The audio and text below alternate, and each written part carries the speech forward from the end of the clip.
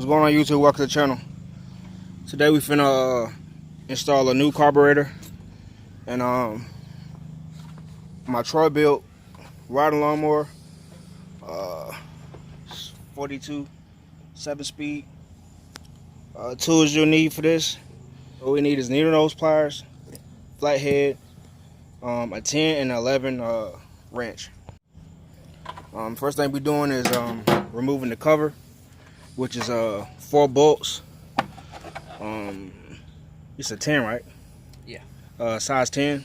It's gonna be 2 on each side and 2 right here in the front.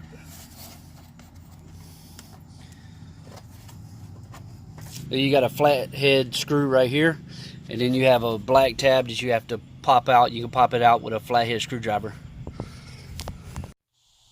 Then you unhook your hose from the carburetor itself and just put it in the upright position.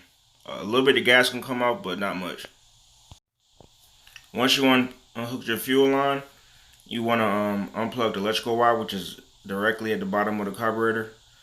And then you want to take off the 2 lines from the top of the carburetor. One is like a bar with a hook is inside, which you'll see in the next clip. And right now he's taking off the little thin wire. You want to be very careful with that because it's very fragile. You could break it. But you'll see it in the next clip too.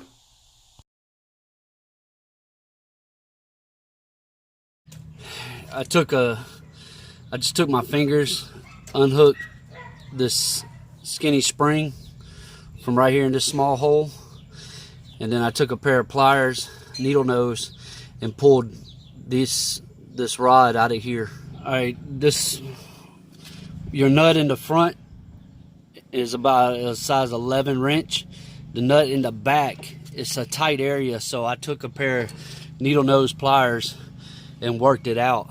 It's real easy. They're not real tight, so they're real easy to get loose, and then this will pull right off.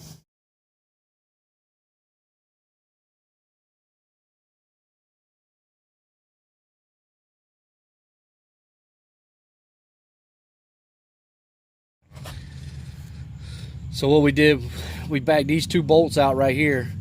Once you take these out, it's going to take your carburetor off. Make sure you unplug the electrical plug up under the bottom, and then you can go ahead and just move this out right there, and there's your carburetor.